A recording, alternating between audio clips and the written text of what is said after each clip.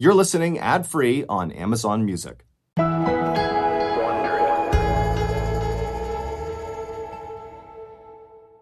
In a remote village in the African nation of Zaire, a pregnant woman laid in bed, shaking from fever in the dead of night. She'd been sick for more than a week and was often up all night hacking and coughing. She didn't have an appetite and sometimes couldn't even swallow water. She worried that this awful disease was starting to hurt the baby growing inside of her. She turned over on the soft mat she used as a bed and closed her eyes and felt a chill rush over her. She opened her eyes and could just make out a dark shape looming above her. The woman took a deep breath, and with every ounce of energy she could muster, she grabbed the lantern from beside her mat and swung it at the intruder. But the lantern just swung through the air. The woman sat up and looked around her single-room home, and she saw it was totally empty. She realized she had just been seeing things, but that didn't make her feel any better. The woman began to cry, but as she wiped her eyes, she looked down at her hands and she stopped. Her tears were red and sticky. She was crying blood.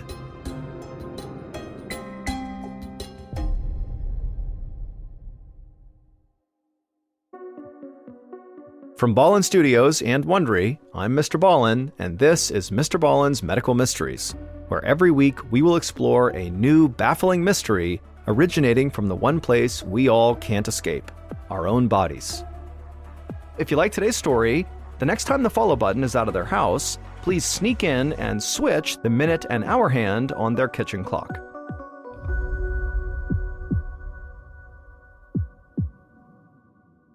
This episode is called River of Blood.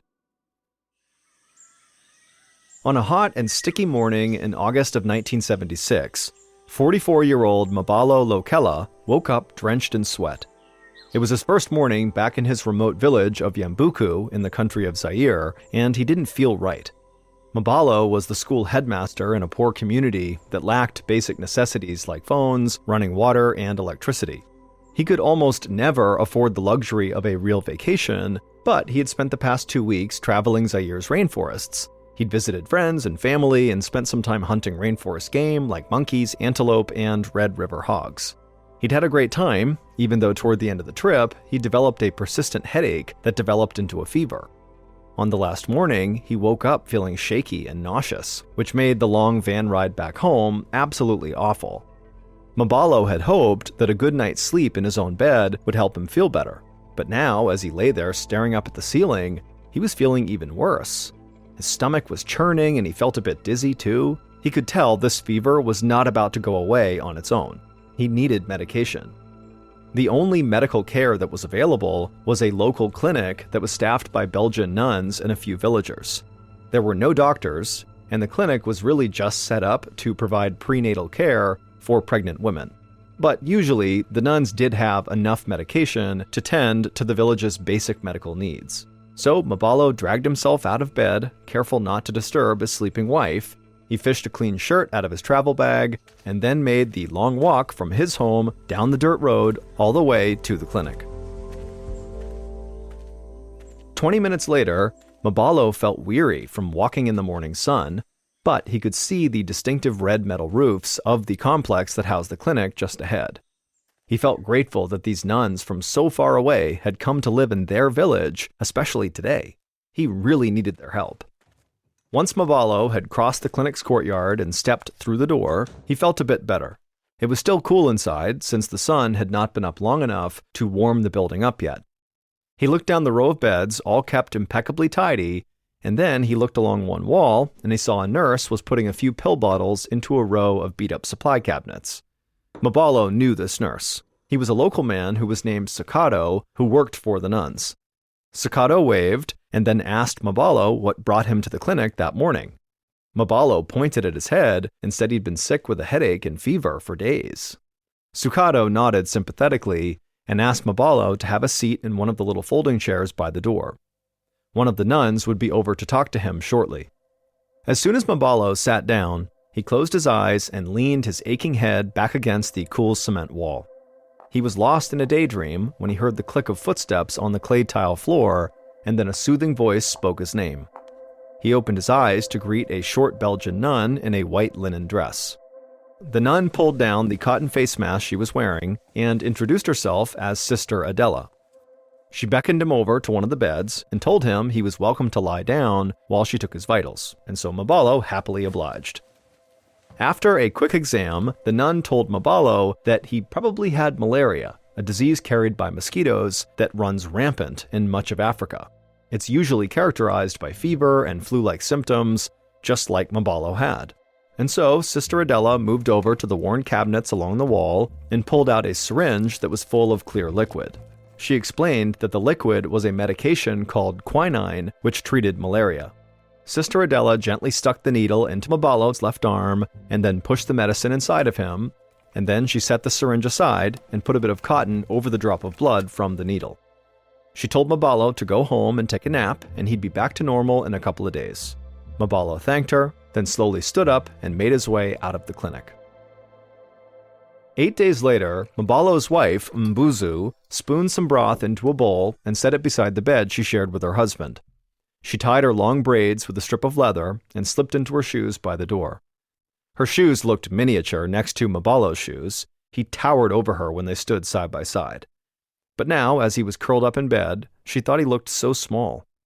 Mabalo was still sick despite having gone to the clinic. In fact, after visiting the clinic, he came back and developed diarrhea and was vomiting so much that Mbuzu thought that he must be dangerously dehydrated. Her husband was so weak he couldn't even get out of bed. Mbuzu knew she needed to get her husband more help, so she told Mabalo she'd be right back, and she started walking to the clinic herself. When Mbuzu stepped into the clinic, she saw Sister Adela tending to a patient. Mbuzu waved her down and told her that her husband's symptoms had only gotten worse. She begged Sister Adela to please come home with her and see Mabalo. Sister Adela seemed alarmed that Mabalo was still sick, and so she agreed to go. Sister Adela told her mother superior that she'd be back in an hour. When the two women reached Mabalo's bedside, Mbuzu gasped. Her husband wasn't moving, and there was blood oozing from his eyes and ears. Mbuzu screamed and rushed to her husband. Mabalo opened his mouth like he was going to speak. Mbuzu leaned closer to hear whatever he was going to say, but then jumped back as a small river of blood gushed out of his mouth, trailing down his chin and staining their bedsheets. Horrified, Mbuzu turned to Sister Adela, who stared in disbelief.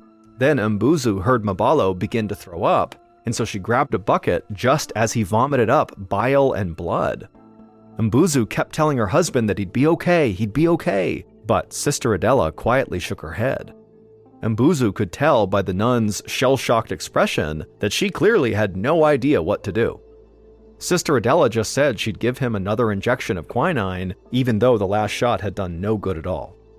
After giving him the quinine injection, Sister Adela stayed a bit longer, helping Mbuzu clean up the blood dripping from her husband's eyes and ears. Once he was all cleaned up, Sister Adela told the couple that she promised to check in the next morning. But as she left, Mbuzu began to worry that tomorrow might be too late. A few days later, on September 7th, 1976, Mbuzu held her husband's hand as he took sharp, labored breaths. Sister Adela's quinine injections had not done anything. Mabalo was still unbelievably sick, his eyes had not stopped bleeding, and his saliva was red with blood. Mbuzu could hear blood gurgle in her husband's throat as he struggled to get air. She squeezed his hand helplessly until she heard her husband stop breathing. Suddenly, Mbuzu felt a terrible emptiness. Her husband was dead. She wrapped their bedsheet around Mabalo, letting her tears fall onto his motionless body. A few hours later, Mbuzu stooped over Mabalo's body alongside the women of Mabalo's family and some of Mbuzu's closest friends. Their front yard was full of neighbors and loved ones who came to sit with Mbuzu as she grieved. Despite her grief, Mbuzu felt touched by how many people mobilized to support her. Mbuzu and the other women washed Mabalo's body and wrapped him in a clean burial shroud. This was the funeral tradition in their village. Tomorrow, the men in the village would move Mabalo to the graveyard to be buried. A few days later, on the morning after Mabalo's funeral, Mbuzu awoke feeling totally exhausted. She'd barely eaten since her husband died, and she was completely worn out from crying. The moment she sat up, her head began to throb. She rubbed her temples, trying to ease the pain, and then, without warning, she felt vomit surge in her throat. She barely had time to run outside before she threw up. Mbuzu knew this had to be more than just exhaustion. She cleaned herself up and then headed for the clinic right away. Mabalo's nurse friend, Sukato, had just finished sweeping the floor when Mbuzu appeared at the doorstep that morning. She looked awful. Even though the morning was still fairly cool, Sukato could see that Mbuzu was sweating profusely. Sukato felt a shiver run up his spine as he remembered the day that Mabalo had stumbled through the clinic doorway. He'd looked just as sick as Mbuzu looked now. He told Mbuzu to sit down, and then he ran out back to grab the nuns. Sukato came back inside with Sister Adela, and together they led Mbuzu to a bed. Sukato gave Mbuzu an encouraging smile, even though he feared she'd caught the same disease as Mabalo, which obviously killed Mabalo. And when his eyes met Mbuzu's, he could tell she was fearing the same thing. A few days later, in mid-September, Sukato was at work, busy refilling syringes with quinine, the malaria medicine. Behind him, Mbuzu's mother, sister, and daughter were all lying in clinic beds alongside Mbuzu. All of them were suffering from the same high fever and persistent headache. Mbuzu's mother had started hallucinating, especially at night. Sometimes, when she was sleepy and her fever was spiking, she'd say that her dead son-in-law was standing in the clinic. Other times, she would see shadows that were not there. Sukato felt certain that these women did not have malaria. For one thing, malaria is not contagious, so it made no sense that 4 women from the same family had gotten sick one after another. Then there was the way that Sister Adela had described Mabalo bleeding from his eyes, ears, and mouth before dying. Sukato had never seen malaria cause something like that. To Sukato, it seemed like this bleeding sickness was something new and that it was somehow spreading among families. Mbuzu and her relatives had not started bleeding yet, but if their illness progressed anything like Mabalo's had, it wouldn't be long until they did. The thought of an entire room full of patients all bleeding from their eyes horrified Sukato. And if their disease really was contagious, then he could be lying in bed among them by tomorrow bleeding out of his eyes. But then he looked across the room to a perfectly healthy pregnant woman who was resting in bed with an IV in her arm. She had come in for a routine checkup and prenatal vitamins. For this woman and everyone else in Yambuku, the little clinic was the only healthcare they had. It was literally the difference between life and death for countless villagers. Sukato knew that whatever the risk, he had to keep coming back to work. People were counting on him. Full of renewed purpose, Sukato finished filling the syringes of quinine and went to help his patients. A week later, just before sunrise, Sukato stood outside the clinic door with a growing sense of dread. More and more villagers were getting sick, all with the same horrible symptoms. 21 people had come to the clinic with this disease so far, and every single one of them had lingered in bed, unable to eat or drink, growing so weak that they could barely lift their heads, until finally, around the 10-day mark after getting sick, blood would start leaking from their ears and eyes. Some patients had red-stained teeth from all the blood pooling in their mouths. After that, it was only a matter of days before they died from blood loss. Almost all of the people who'd gotten sick had died. Mbuzu had lived, but she lost her entire family. At this point, only 4 patients remained alive in the clinic. And the outbreak was far from over. 2 days ago, one of the pregnant women who came for prenatal vitamins began bleeding. Sukato had tended to her himself, knowing that if the mother died, her baby would too.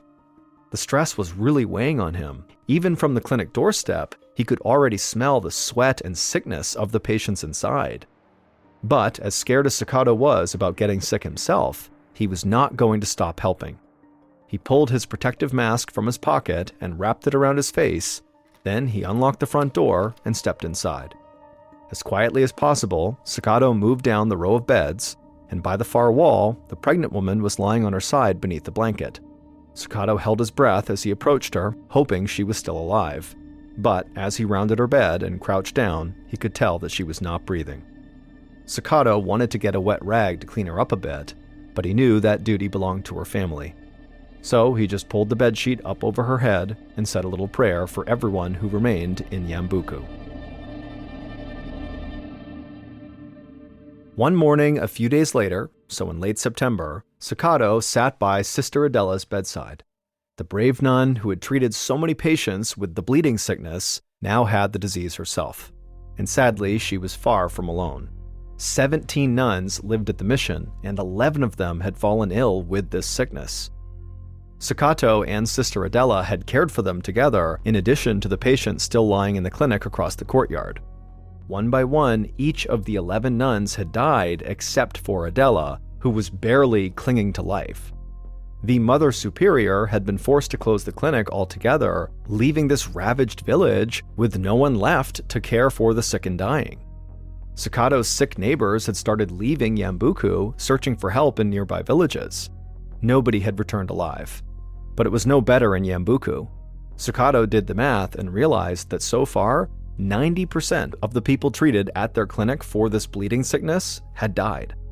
Sakato pressed an aspirin into Sister Adela's shaky hand and then handed her a cup of water. The clinic had treated so many patients over the last month that they were down to their last aspirin, and this was it.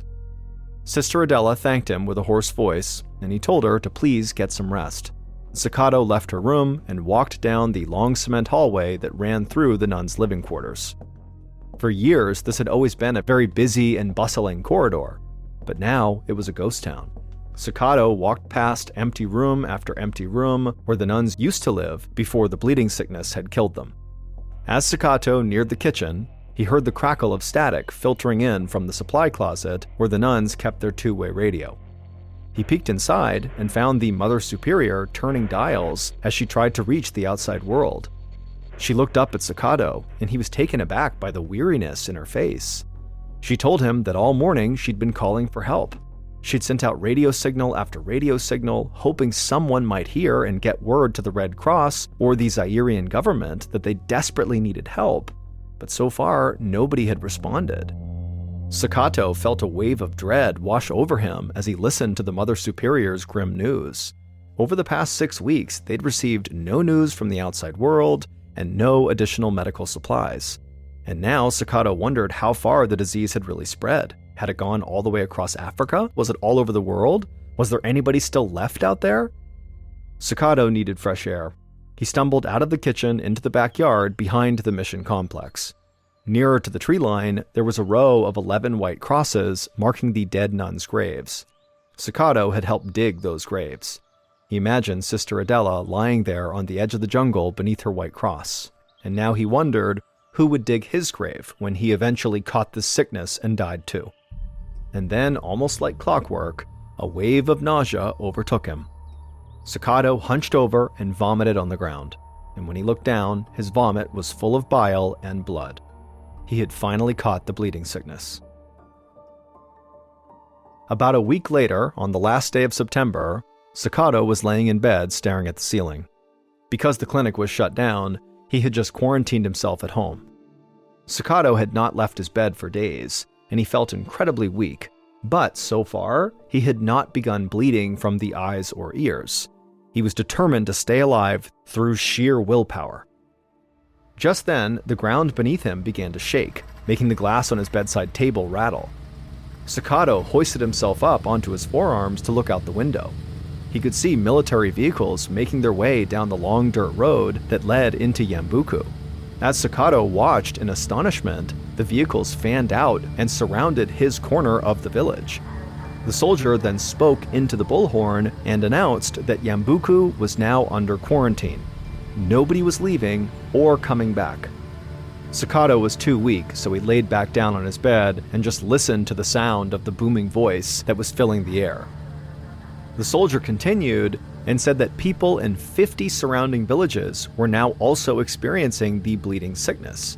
Even people in the capital city of Kinshasa, 700 miles away, were showing symptoms. But the soldier said that the whole outbreak began right here in Yambuku. Sakato closed his eyes as the horror of their situation sank in. The disease was clearly spreading fast, and it was also clear that the government had no idea how to stop it.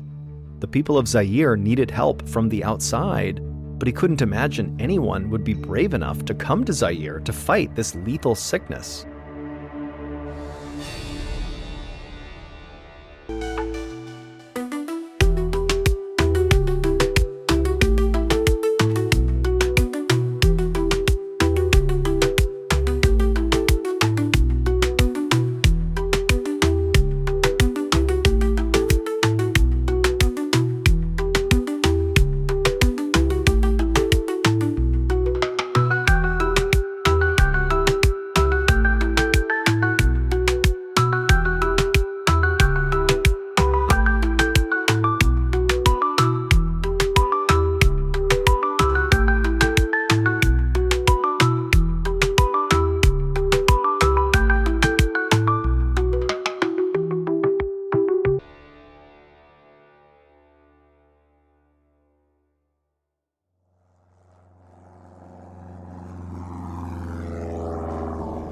A week later, a 27-year-old Belgian scientist named Peter Pio felt a rush of anticipation as he stepped off a plane onto an airstrip located 75 miles from Yambuku. It was a little more than a month after the first victim of the bleeding disease, MrBallen's, had died. Peter was part of an international team of scientists and doctors sent to try to stop the disease before it spread beyond Zaire. Peter looked around the airstrip, taking in the lush green rainforest that hummed with plant and animal life. To him, it was the most beautiful landscape he'd ever seen. It was totally unlike anything in his native Belgium. Peter turned to help his teammates, who were all collecting their luggage from the belly of their little plane. Peter had to admit that he was not nearly as qualified for this assignment to go stop this disease as his teammates were. Peter had only recently graduated from medical school. However, he'd crammed in as much research as possible before he left Belgium. He learned about using protective equipment, taking samples in the field, and how to take and test blood samples. A few days earlier, the American Centers for Disease Control, or CDC for short, had confirmed that the bleeding disease plaguing Zaire was caused by a virus no one had ever seen before. Nobody knew where this virus came from or how to treat it, but they did know where they needed to start the investigation. Nearly 1/4 of the 300 or so cases across the entire country were reported in Yambuku. So Peter and his more experienced teammates knew that their journey would start right there. Peter was last to collect his bags from inside the plane. He told the pilot they were good to go, and the pilot shouted adieu as the plane took off.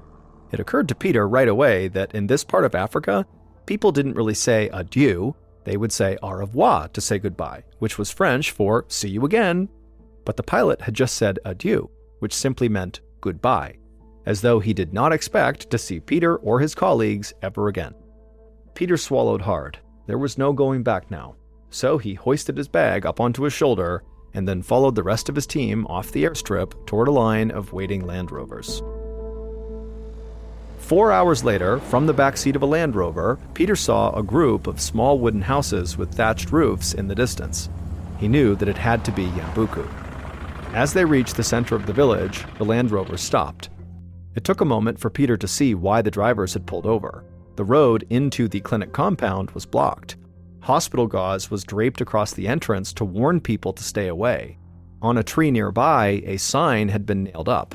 It read, quote, "Please stop. Anyone who crosses here may die," end quote. Peter could feel the mood in the Land Rover shift, as though the gravity of this situation was now truly sinking in.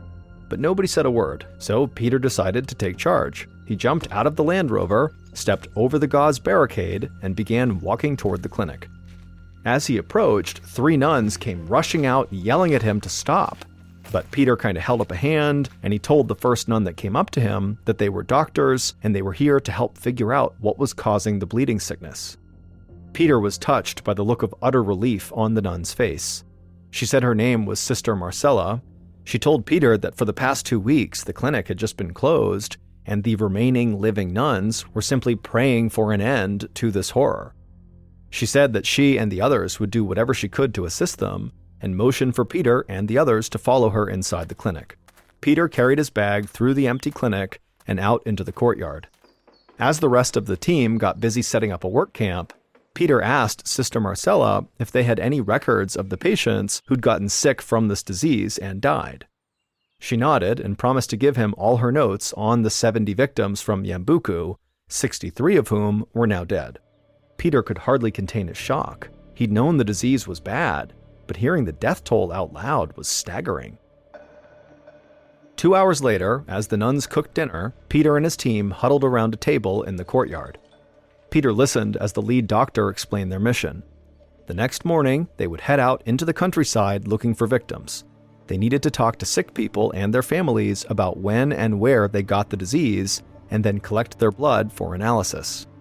Peter was hoping that after a few days of interviews and testing samples, they could get an idea of how this disease was spreading. He felt energized again as he got up from the table and helped the nuns carry dinner out to his team. The next morning, Peter and 3 teammates drove west along a red dirt road on their way to visit nearby villages. Peter was struck again by how lush and green everything was. He loved listening to the sounds of insects and birds humming in the growing heat. It was easy to forget why he was there. But a reminder came soon enough when their Land Rover encountered a big pile of logs blocking the road about an hour west of Yambuku. The nuns had actually warned them about this. Most of these surrounding villages had blocked off their roads to keep out the people who had this bleeding sickness. The villagers had no supplies left to give out, and they obviously did not want to catch the sickness themselves. Peter wanted to respect their wishes, but it was vital for them to see what was going on in these other villages. So Peter and the rest of his team dragged the logs to the side of the road, then jumped back into the car and continued their journey.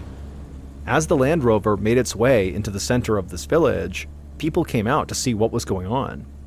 Peter had expected the villagers to avoid them out of fear, so he was surprised when a few of the villagers gathered right around their car, looking very curious. The driver parked the car, and everybody piled out while the team leader went to speak with the village elders. Peter took a little piece of candy out of his pocket and handed it to one of the little boys who'd come to investigate. He noticed that none of the kids playing around the village seemed sick. He wondered if maybe the roadblock had worked. Perhaps it stopped the disease from reaching this village.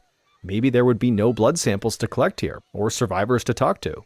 That would be good news for the village, but a waste of a trip for Peter and his team. But then the team leader waved Peter over. He said one of the villagers had something to show them. So Peter grabbed his backpack from the Land Rover, and they followed this villager toward a nearby mud and clay home with a banana leaf roof. At the doorway, they all put on protective equipment, which included motorcycle goggles, gloves, paper face masks, and long sanitary gowns. Then they followed the villager into the modest home. It was cooler inside, but Peter's protective equipment still felt sweltering in the midday heat. Toward the back, Peter saw a husband and wife laying on a raffia mat on the floor. As Peter neared them, he could see they were so weak they could barely move. Dried blood coated their ears and their cheeks from where it had streamed out of their eyes. To Peter, it was like something out of a zombie film, and for a moment, he just froze. But then he remembered where he was and what he had to do. Peter took a syringe out of his backpack and knelt down next to the woman. He gently stuck the needle into her arm and filled a vial with her blood. The team leader knelt down on the other side of the raffia mat to take a sample from the man. Peter stood up and walked over to his backpack and pulled a little pouch from inside. He wrapped the vials of blood in plastic and stuck them into a baggie before putting the bag and the syringe into his backpack. And right as he did that, Peter turned around because his team leader gasped. It took Peter a moment to realize what had happened. The sick man on the floor had just died. Peter just stood there for a moment, totally frozen in surprise. Then he looked over at the dead man's wife, who looked like she didn't have long to live either. To Peter, it felt callous to leave her, and yet there was nothing they could do. They had no idea how to treat this new disease. In fact, the only way they could help was just to keep on moving. The villager who had led them into this hut ushered Peter and his team leader out of the home. As he walked them back to their car, the villager explained that soon that entire home would be full of women washing the man's body and preparing it for burial. It would be disrespectful for Peter and his teammate to be there anyway. So Peter, feeling relieved, thanked the man as he hopped into the Land Rover, and then they drove off to the next village. On the evening of the third day, Peter and his crew sat around their table in the clinic courtyard and compared notes. One thing they'd been noticing was that in many villages, more women seemed to get sick than men. And in Yambuku, a lot of pregnant women seemed to contract the sickness. But that wasn't enough information to actually draw any conclusions just yet. Strangely, the researchers had found that the village with the fewest bleeding sickness cases actually had no medical care at all. The village had only a traditional healer who handed out herbs and did healing rituals, but had almost no knowledge of modern medicine. And yet, his village was the only one they visited where nobody had died. The next day, Peter and his team leader went to that village where nobody had died yet to investigate further. When they arrived, the villagers brought them to their healer. As the team leader interviewed the healer, it occurred to Peter that the healer's home smelled strongly of bleach. He only noticed it because since landing in Zaire, he'd mostly smelled firewood, generator oil, and the jungle. So this chemical smell really stood out. Peter asked the healer why he was using so much bleach, and the healer just raised an eyebrow as though Peter had just asked him a totally ridiculous question.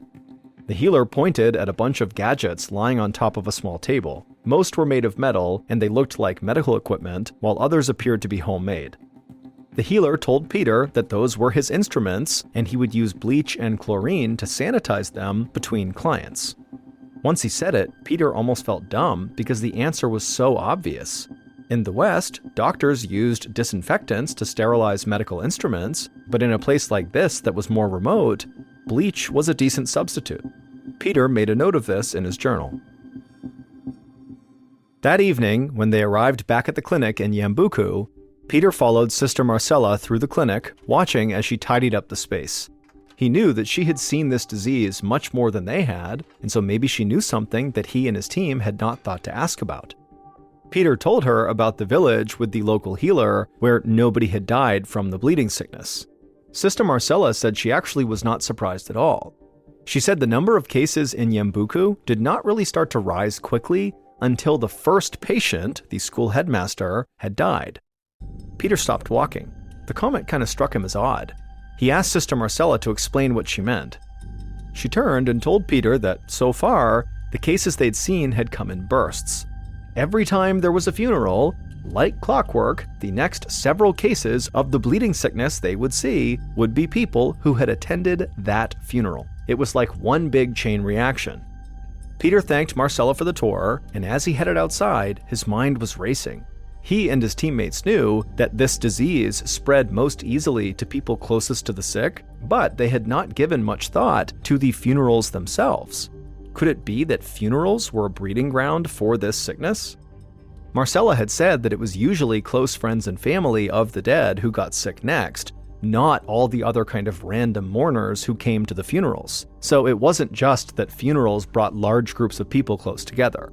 There had to be something about Zairean funerals that encouraged the spread amongst close family. Peter went to share this information with his team, determined to figure out what the cause might be. A few hours later, Peter sat around the courtyard table with his team, studying all the information they had collected from villages throughout the region. In every village they'd visited, the bleeding sickness had appeared in bursts, mostly affecting close friends and family of the deceased. And they noticed far more women were contracting the disease than men. Then there was another piece of information. In Yambuku, many pregnant women who visited the clinic later got sick. These pregnant women were just about the only ones to get the disease who had not recently been at a funeral for a close family member. Now, Peter and his team knew two things for certain. Something about these funerals was making people sick, and there was something unique about Yambuku that was giving the disease to pregnant women. Peter and his teammates talked into the night, but they just couldn't figure out what the connection was. It was like the explanation was staring them right in the face, but they just could not connect the dots. Peter rubbed his eyes, fighting off sleep. He did not want to give up and go to bed yet. So he stood and offered to make some coffee, and everyone agreed. Nobody was ready to call it a night. A few minutes later, Peter rummaged through the small kitchen in the nuns' living quarters, looking for the coffee. Then he heard footsteps behind him and turned to see the clinic's nurse, Sakato, carrying a tray of food. Peter had met Sakato several times and really liked him. Peter also knew that Sakato was one of the very lucky 10% of people to survive the bleeding sickness. So, to Peter, Sakato was like a walking miracle. Sakado also seemed to know just about everything, and he was always so eager to help. Peter asked Sakado if he wouldn't mind helping him find the coffee. Sakado smiled knowingly and then reached into one of the tall cabinets and pulled out a glass jar. That's when Peter had a thought. He asked Sakado to walk him through the procedure for when pregnant women came to the clinic for prenatal care. Sakado could do it in his sleep. He'd seen the nurses do it 1,000 times. He motioned for Peter to follow him into the clinic. There, Peter watched as Sakado walked to the counter in the back of the clinic and opened up one of the drawers. He withdrew 5 syringes and then told Peter that these were the 5 needles that they used to treat their patients: vitamin shots for expecting mothers and quinine shots for malaria patients. Sakado said they cleaned these needles every evening to keep them in good working order. As Sakado put the needles back in their drawer, Peter realized what Sakado had just said, that they were only cleaning the needles once a day. He blinked, trying not to seem too alarmed. He clarified with Sakado that the clinic used the same needles between pregnant women and bleeding sickness patients, and Sakado said yes, especially in the beginning when the nuns thought everybody just had malaria. Peter was dumbfounded. That meant healthy pregnant women who had come to the clinic to get a vitamin shot were likely being injected with tiny droplets of blood from people who had the bleeding sickness. No wonder so many pregnant women and their babies were dying in Yambuku. They were being directly injected with the disease by their nurses. The thought of it made Peter sick. Peter remembered the healer whose home smelled like bleach. He had been actually sterilizing his instruments between patients, and so that was why the bleeding sickness had not spread in his village. Now the wheels in Peter's brain were really turning. He thought back to the man who died right as they took his blood sample during the first week in Zaire. The villager who'd taken them there had said the women in the dead man's family had to wash his body for burial right away. And right then, Peter's eyes went wide as he had this sudden realization. He thanked Sakado and hurried right back out to the courtyard where his teammates were working, because he had a vital piece of information he needed to share with them. Peter and his team soon realized that the bleeding sickness was spread through contact with bodily fluids. In Zaire, part of the funeral custom was for the women in the family to wash the body of the deceased immediately after death. The virus was still very much alive on the dead body and spread when loved ones came into contact with bodily fluids such as blood. Meanwhile, the pregnant women in Yambuku were getting this disease from contaminated blood on the syringes used for their vitamin shots. As Peter and his team researched the disease further, they soon discovered that this lethal virus was originally confined to animals like chimpanzees and fruit bats. Mabalo Lokela, the school headmaster in Yambuku, and patient Zero likely ate infected game on his hunting trip and became the first human victim. His wife Mbuzu and her family then caught the virus while preparing his body for burial. By the time Peter and his team learned how the bleeding sickness spread, nearly 300 people across Zaire and neighboring southern Sudan had died. But the spread was stopped thanks to the villagers' self-imposed quarantine and medical information being shared widely about the danger of sharing needles and touching bodily fluids. Peter and his teammates were tapped with naming this disease, and they decided to call it the Ebola virus after a river in the area. They thought about naming it Yambuku, but they didn't want to stigmatize the village. Since 1976, there have been more than 38 outbreaks of Ebola and over 15,000 deaths. Now, there is a vaccine for a particular strain of the Ebola virus, but as of today, there is still no cure. Around 8:30 p.m. on December 29, 1972, passengers inside of JFK International Airport in Queens, New York, heard over the intercom that Eastern Airlines Flight 401 to Miami was now boarding.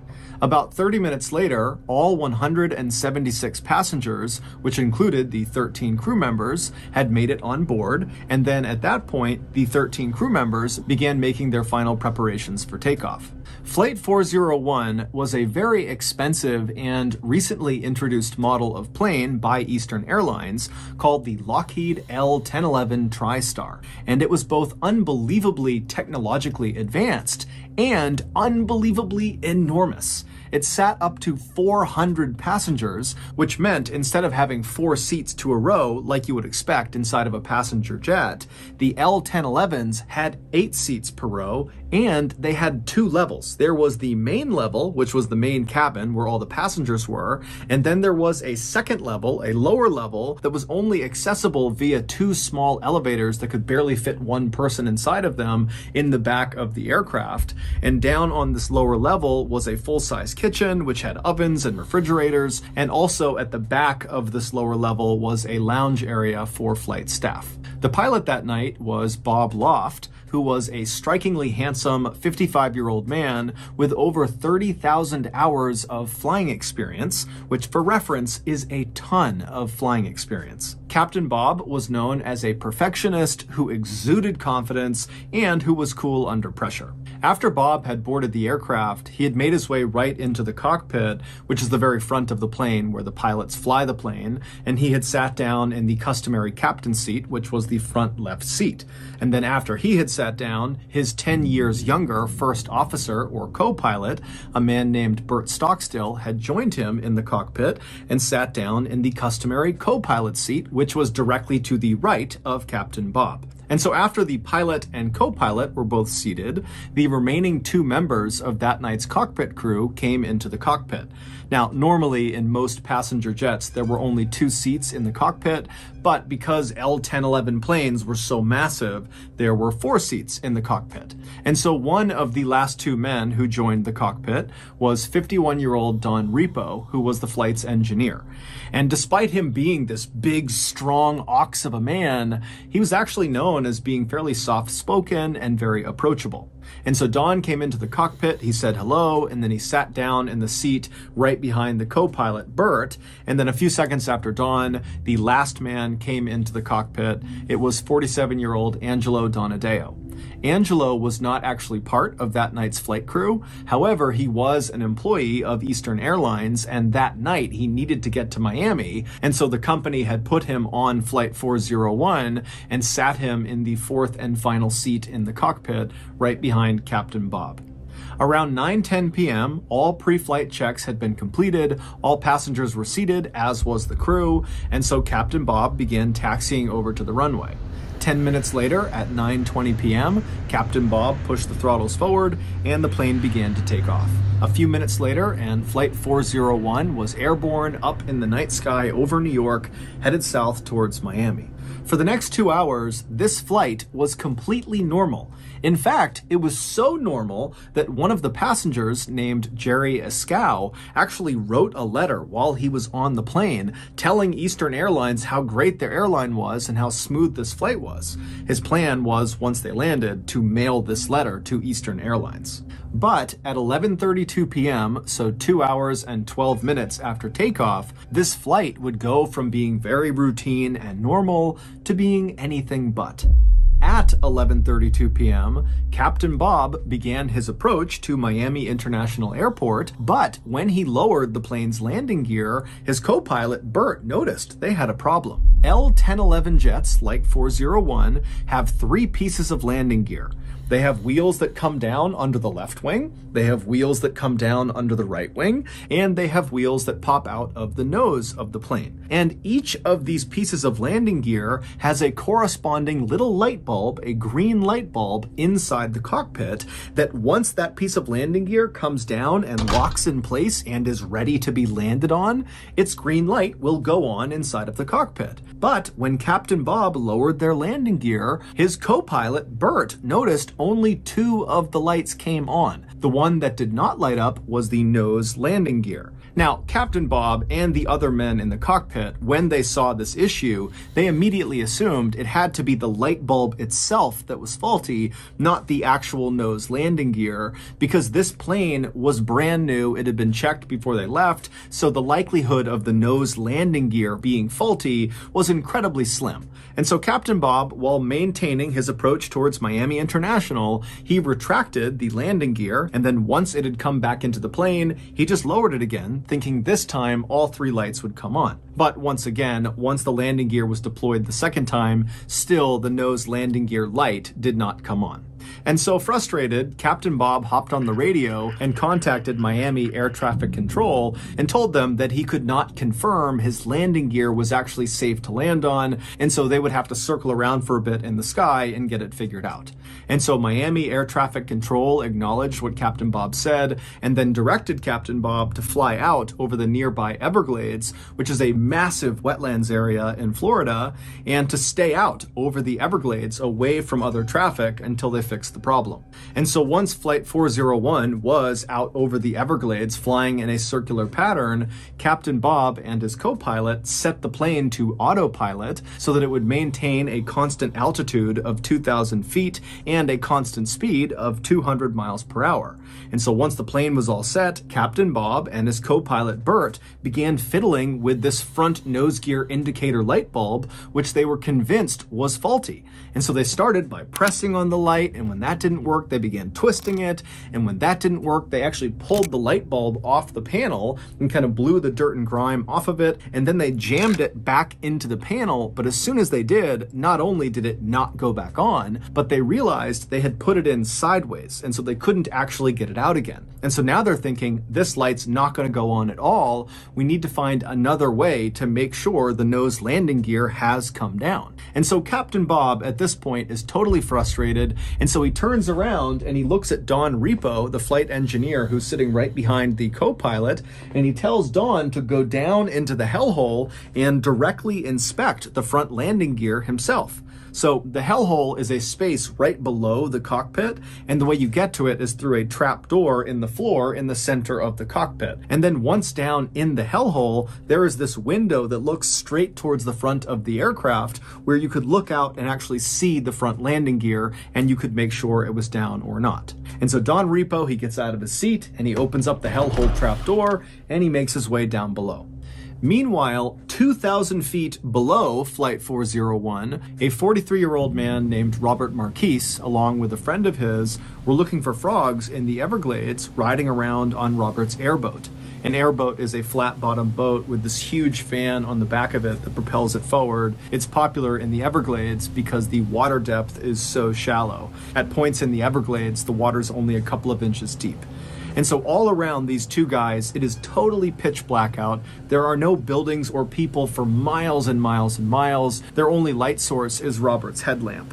And so at some point, Robert turns off the airboat, and he and his friend are just standing in the middle of it, kind of scanning around on either side. And all around them, they can hear the sound of alligators growling and snakes and frogs moving about the tall grass. And as they're just kind of silently looking around them, out of the corner of Robert's eye, he sees something. And so he looks up right as he sees this huge orange and yellow flash that kind of came out of the ground roughly 5 miles away from where they were. And basically, as soon as Robert saw it, this flash dissipated and it was just totally gone. And so he turned to his friend who had not seen this flash, and Robert said, "Hey, let's go investigate. Let's see what that was." And so Robert fired up his boat again and he began flying across the Everglades straight in the direction of where he saw this flash. And after 15 minutes of cruising at 40 miles per hour across this dark expanse, they reached the area where this flash had been, and Robert and his friend, they just could not believe what they were looking at. About 20 minutes earlier, back up inside of Flight 401, when Captain Bob turned around in his seat to tell the flight engineer, Don Repo, to go down into the hellhole, it's believed that Captain Bob nudged the steering wheel with his leg. And this little nudge was enough to disengage the plane's autopilot, which sent the plane into a gradual descent. But nobody noticed. Because, one, it was totally pitch black outside, the Everglades below them, there's no lights, there's nothing, and there was no moon that night, and so when they're looking out the window, there would have been no visual cues that they were going down, up, or anything. It just would have looked like a total void outside. And two, the descent they were now suddenly in was so gradual, it would not have felt like they were tumbling out of the sky. It would have felt like they were just cruising as expected. And three, all of the men in the cockpit were completely fixated on this light bulb problem. In fact, they were so fixated that when an alarm went off inside of the cockpit telling them they had dipped below their intended altitude of 2,000 feet, they were now going down, nobody noticed. Although, to their credit, this alarm only sounded once and it wasn't that loud.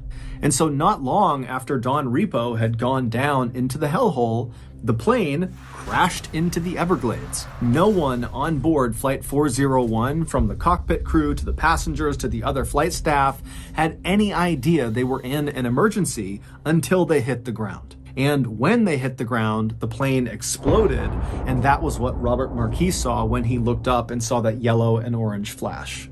And so Robert and his friend, they speed over to the crash site, and when they get there, they are the first ones there. And even though they're looking out and they can hear the sound of all these people screaming and crying and moaning, they can't see anything because the fire from this huge explosion was already out because the swampy wetlands had pretty much immediately extinguished it. And even though the plane had crashed into the ground at over 200 miles per hour, it had not struck the ground at a very steep angle because basically the plane was in this gradual descent pattern and just kind of coasted until it hit the ground.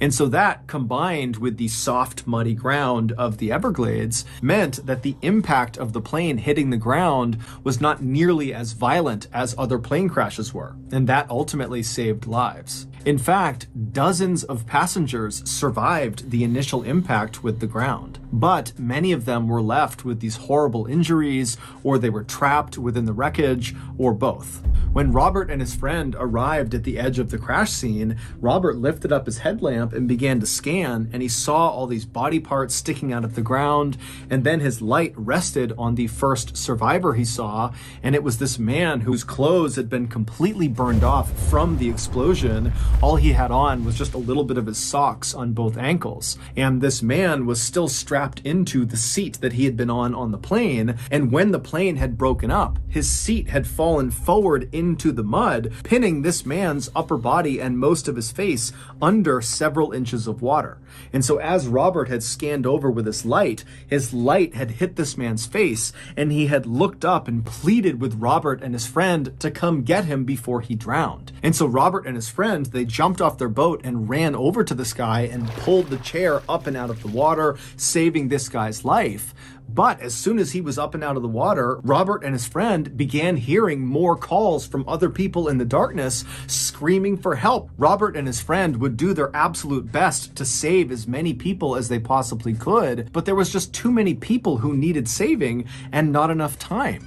About 30 minutes after Robert and his friend had arrived at the scene, the Coast Guard showed up in helicopters, and they, along with Robert and his friend, would spend the entire night pulling as many people to safety as they possibly could. By the time the sun came up on the following day, there were no other survivors left to save. All told, 99 people perished and 77 survived. Amongst the dead were Captain Bob Loft and his co-pilot Bert Stockstill and their flight engineer Don Repo, who had gone down into the hellhole. Amongst these survivors was Angelo Donadeo, the fourth man in the cockpit, as well as Jerry Ascow, the man who ironically had written that letter to Eastern Airlines saying how wonderful that flight had been.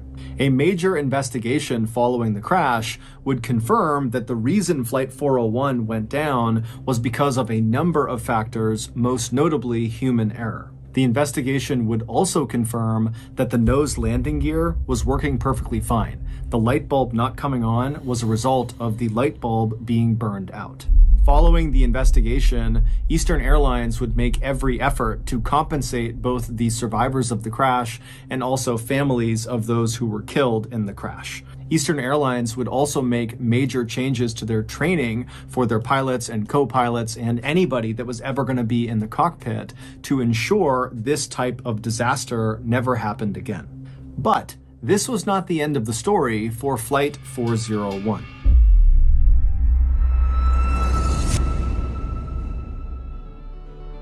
I was recently eating lunch with a friend of mine in Uskapog, Rhode Island, when he asked me, "John, what is your biggest dream in life?" Now, ever since I was a literal newborn baby, I've had a huge dream, but I've always been too scared to commit to it. But for some reason, when my friend in Uskapog asked me this question, I felt this euphoria growing inside of me, and then before I could stop myself, I blurted out the truth. I want to create a mildly effective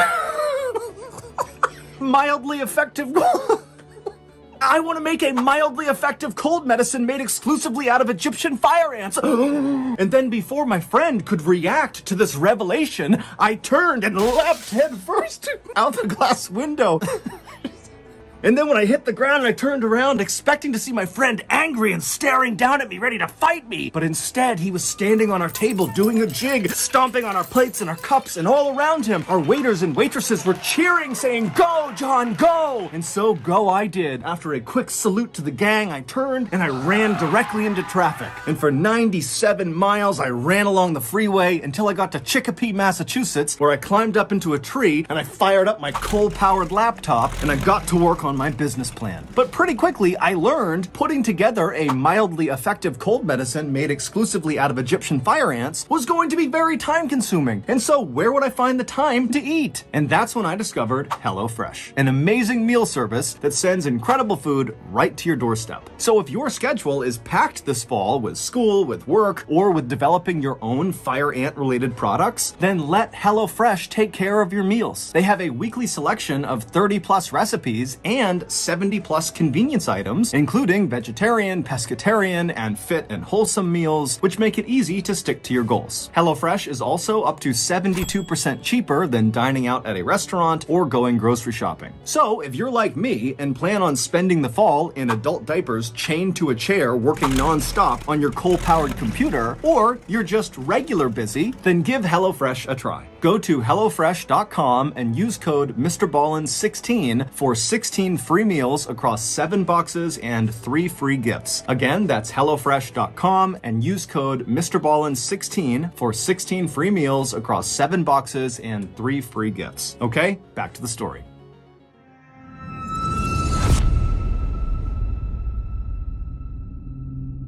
For almost 3 years after the crash, hundreds of Eastern Airline employees began to experience a terrifying phenomenon. Now, at first, many of these employees were going to their superiors and reporting what happened to them, but very early on, Eastern Airlines made it clear that they didn't want anybody to talk about this.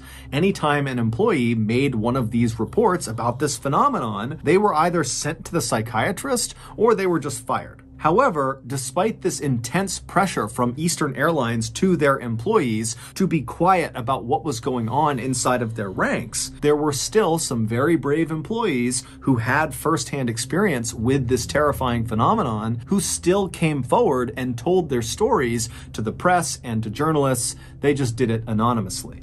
And so I'm going to tell you 2 of the most chilling accounts from those employees. Keep in mind, the names used in these stories have all been changed.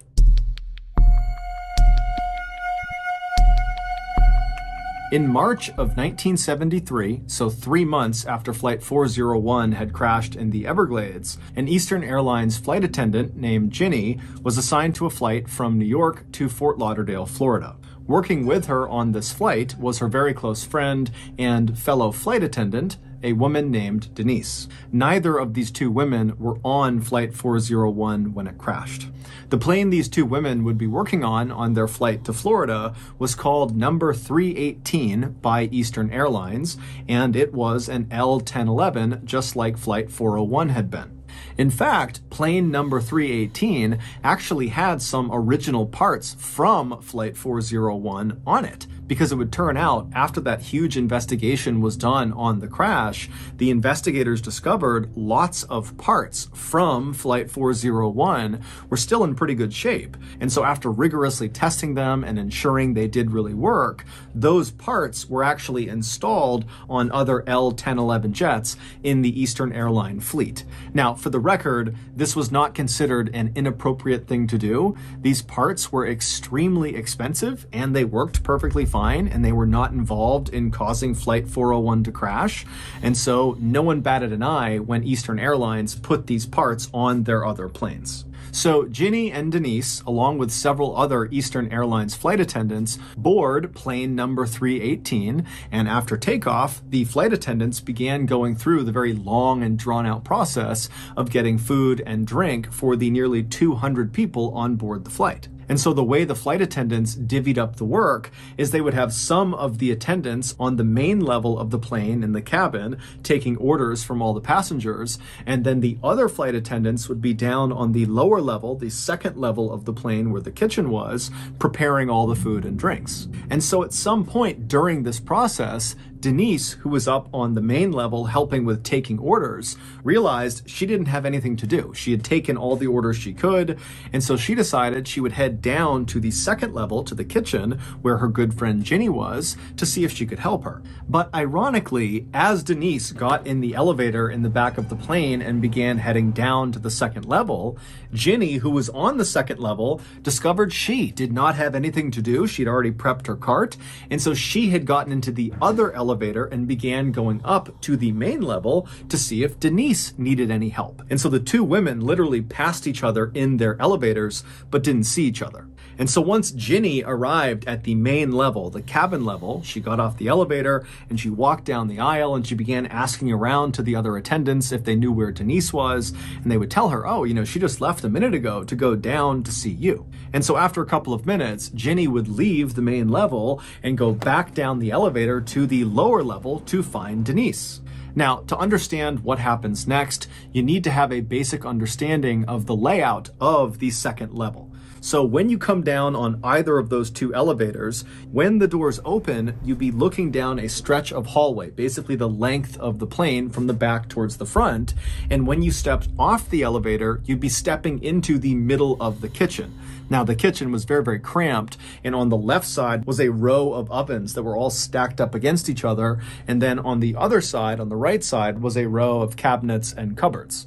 If you were to walk down the kitchen straight towards the front of the plane, you would eventually reach a wall that separated the kitchen to the lounge area, and there was a door slightly off to the right side on this wall that you could walk through to get into the lounge. So if you were standing in the kitchen and looking in the direction of this door, you wouldn't really be able to see into the lounge area because, again, the door was kind of off to the side. You would have to actually go over to the door and poke your head through to get a full unobstructed view of the lounge. And all the lounge was a couple of sofas and chairs kind of arranged in a circle.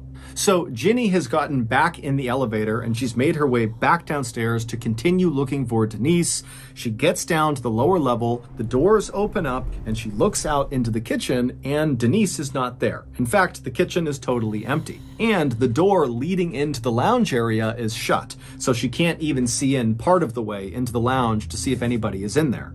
But the second Ginny stepped off the elevator into the kitchen, she immediately had this powerful sense that Denise was definitely down there somewhere on the second level with her, probably in the lounge area that she couldn't see. And because Ginny felt so confident that Denise was down there, she actually didn't start by calling out for Denise or walking to the door, opening it up, and looking into the lounge to make sure Denise was there. Instead, Ginny just turned to the left and went to the ovens and began preparing food for the attendants upstairs. And as she's making these plates of food, Ginny would periodically look over at the closed door leading into the lounge, kind of expecting it to open up at any point and see Denise walk out. But after a couple of minutes, no one had opened the door from the lounge, and Ginny was thinking to herself, I'm making quite a bit of noise over here. If anybody was down here, wouldn't they come out of the lounge and just see who it was? And because Ginny, again, had this really intense feeling that she was not alone down there, she began to think, wait a minute, is Denise playing a practical joke on me? Is she hiding in the lounge? Or is she hiding in one of the cabinets on the right side here, and she's going to jump out and grab me? And so the second Ginny began thinking about that, she became really paranoid. And so as she's making this food, she's pretty much constantly looking over at the door or kind of scanning behind her, waiting for Denise to launch out and scare her. But again, after several more minutes, Ginny didn't see anybody come out of the lounge and none of the cabinet doors opened up. It was just her down there. However, the longer she stayed down there, the stronger that feeling got that someone was in the room with her. And so now she can't even make her food. She's completely turned around, just scanning all around the kitchen, really at this point hoping Denise jumps out to scare her. And when Denise didn't do that, Ginny just began walking over to the door that would lead into the lounge. And so when she reached the door, her heart was racing like mad. She reached down to the handle, she turned it, she pushed it open, and she poked her head in real quick. And there was no one in the lounge. But immediately, the second her head was in that room, that feeling that someone was down there with her spiked, and she got chills all over her body. And she ran into the back of the lounge and looked behind all of the chairs and sofas, praying at this point that Denise was going to be down there. But after looking all over the back of the lounge, there was no one there. And so finally, Ginny turns around and she's totally racked with fear because now she's on the very far end of the lounge. There's no one in the lounge. She knows there's no one in the kitchen. And here she is still getting that sensation that she was not alone down there. But she has to go all the way back across the lounge through that door into the kitchen to get back to the elevator so she can escape. And so Ginny almost instinctively moved immediately to the left side of the lounge and put her back up against the wall to make sure no one could be behind her.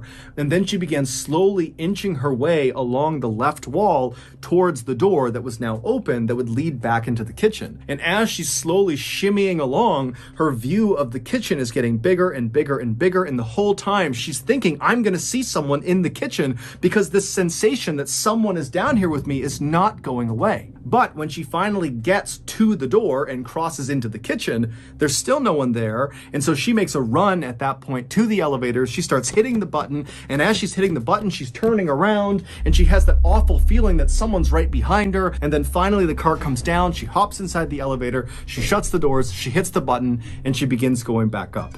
When the elevator cart got back to the main level and the doors opened again, Ginny almost knocked over the flight attendant that was standing right outside of it, a woman named Mildred.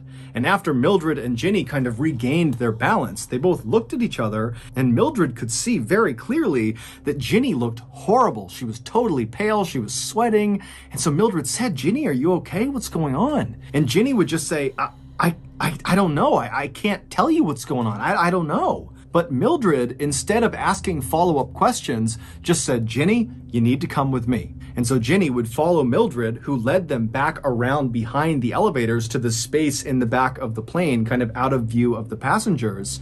And there, Ginny would find Denise. And Denise looked pale as a ghost. She was sweating and looked totally shaken up. It would turn out when Ginny left the lower level for the first time to come up to the main level to look for Denise, and then learned that Denise was not up there, that Denise had actually gone down to look for Ginny. In those few minutes that Ginny was up on the main level before she went back down again to continue looking for Denise, Denise was on the lower level. And Denise would say when she got off the elevator into the kitchen, there was no one down there, but immediately she believed Ginny had to be down there because of the strong sense that she was not alone down there. However, when she opened up the door to look into the lounge, she didn't see anyone and it totally spooked her. She shut the door, she ran back to the elevators, and she went back upstairs. And as she was going up in her elevator car, who, once again, passed her in the other elevator car? Ginny. And so once again, the two women did not see each other. And so these two women, who had never experienced anything like this before in their lives, had nearly identical experiences, totally independent of each other, just a couple of minutes apart in the exact same space. It was just too many coincidences for them to totally write it off. And so that was a big reason why they felt like they had to come forward with their information.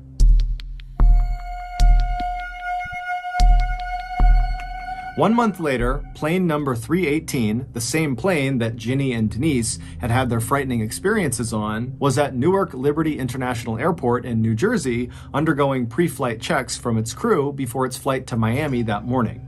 After most of the checks were done, the passengers were allowed to board the plane, and then after it seemed like most of the passengers had arrived and taken their seats, the senior flight attendant, whose name was Sis, began counting the people on board the plane to make sure they had everyone. And after counting up and down the rows, she realized their head count was off by one. They had one too many people. And so when Sis began recounting, she actually quickly identified the discrepancy. Sis was standing in first class in the aisle, and as she was counting down the left side of first class passengers, she noticed there was an Eastern Airlines captain seated in one of the seats. And so immediately Sis thought, oh, okay, I don't recognize this person, but since he's in uniform, he must be deadheading. Deadheading is a fairly common practice for airline employees where if they need to be on a particular flight but are not physically at the origin airport, they will just hop on another company flight that happens to be going to the airport they need to go to. And at least in the 1970s, it was not uncommon for employees not necessarily to tell the flight staff until they were literally on the plane, because these employees would just check the manifest, see if there were openings, and then climb on board. And so Sis assumed that was exactly what this man had done, and that was why he was unaccounted for, and it was why they had this extra person. And so she just needed to get his name to account for him. And so Sis turned and took a couple of steps until she was right in front of this guy who was still just seated looking straight ahead, and Sis introduced herself and asked him if he was deadheading. But the captain just continued to stare straight ahead and didn't even seem to register that Sis was talking to him, despite the fact that Sis was right on top of him and speaking very, very clearly, and nobody else was talking. And so Sis, who was aware of the fact that this guy clearly should have heard her, just kind of waited for a second and then just asked again, hey, what's your name? I need to make sure that you are in fact deadheading. But again, this captain just sat there without moving and didn't remotely react to Sis. Now, by this point, another flight attendant named Diane had looked over and actually saw Sis having this strange interaction with this Eastern Airlines captain. And so Diane walked over and listened as Sis, for a third time, tried to get this guy's attention, but he still did nothing. And so Diane and Sis, they start looking at each other like, what do we do about this? And at some point, Sis just says, okay, I'm going to go tell the captain, he can deal with this. And so Diane stayed in the aisle next to this silent seated captain while Sis turned and walked towards the cockpit, and she told the captain, whose name was George. And so George, he leaves the cockpit with Sis by his side, and they start walking down the aisle back towards where this guy was and where Diane was. And by the time they get there, 6 other passengers kind of in the general vicinity had noticed something strange was going on. And so they were all kind of turned around in their seats looking at this captain who was sitting there, and Diane and Sis and George kind of waiting to see what was going to happen. And so George and Sis, they walk right up alongside Diane and this seated silent captain, and George immediately crouched down to get a good look at this guy's face, because again, this captain is just looking straight ahead with a hat on, and so no one had really looked at him yet. And so George kneels down and he sees this guy's face for the first time, and he falls over and goes, oh my God, that's Bob Loft. The same Bob Loft who had died on Flight 401, the captain of Flight 401. George had known Bob really well and knew exactly what Bob looked like. But before Bob, Sis, Diane, or the 6 other passengers that were all watching could do anything, the seated, silent captain that looked exactly like Bob Loft vanished into thin air right in front of all of them. And immediately, the 6 passengers on board the flight that saw this happen became hysterical. They could not understand what they had just seen. People are screaming and crying, and George, Diane, and Sis, they were very shaken at what they saw, but they knew they were in charge of this flight. And so they tried to calm down the passengers, but then very quickly, they organized a search of the plane, because they're telling themselves, no one can just disappear into thin air. This guy has to be somewhere on the plane. And so for over an hour, the passengers were told to stay in their seats and were told to stay calm while the flight crew searched every crevice, every nook and cranny of this flight to see if they could find this guy.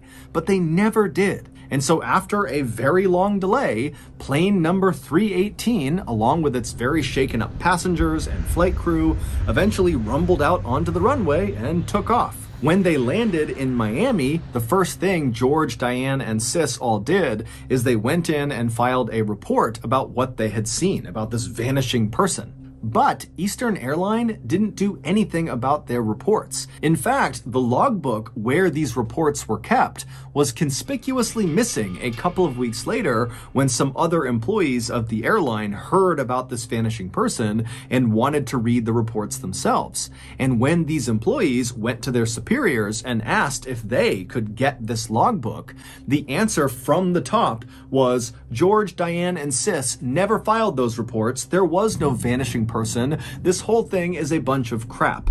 But George, Diane, and Sis all said, we filed those reports, and apparently some other pilots within Eastern Airlines had actually seen the reports before the logbook went missing, and they would tell other people that what they read was terrifying. Over the next 2 years, there would be an astounding number of other totally unexplainable events that took place on other planes within Eastern Airlines' fleet. However, the strange events only occurred on L-1011 jets that had parts on them from the crashed Flight 401. Some of these unexplained events included more sightings of the silent seated captain who looked just like Bob Loft. And in fact, one of those sightings was by an Eastern Airlines executive who, after seeing this captain vanish into thin air right in front of him, the executive freaked out and ran off the plane and demanded the plane be searched top to bottom. But like the last search, nothing was found. On another occasion, the catering company that loaded food directly into the second level of these L-1011s, basically right into the kitchen, one of their staff spotted a man wandering around the lower level that looked just like Don Repo, the flight engineer from the doomed Flight 401. And when this staff member spoke to this man who looked like Don Repo turned towards him and then vanished into thin air. The catering company was so scared when this happened that they refused to go back into the plane, and it caused a massive delay. On another flight, on board plane number 318, the pilot and co-pilot began hearing banging coming from the hellhole, and when the pilot got up and opened up the hellhole and went down below and shined his light, he didn't see anything, but when he went to climb back up into the cockpit, he looked up, and standing in the cockpit was once again Don Repo looking straight down at him, who then promptly vanished right in front of him. On another flight, a female passenger in coach, who had been quiet the entire flight, suddenly began screaming hysterically. And when they went up to her and asked her what was wrong, she was pointing at the seat next to her and said a man had suddenly appeared right next to her. He did not walk in, he just appeared next to her, and then when she began screaming, he vanished right in front of her. This woman was so upset that when they landed finally in Phoenix, Arizona, she had to be restrained in a straitjacket when they pulled her off the plane. But as terrifying as all of these events were, there was at least one instance where these apparitions appeared to be helpful to the people on the plane. One captain said he walked into the cockpit, and standing in there was flight engineer Don Repo, and Don promptly told the captain about a specific malfunction in one of the engines before Don vanished in front of this captain. Now, this captain was horrified at what he had just seen, but he did actually go down and have that engine looked at, and sure enough, the malfunction that Don Repo said it had.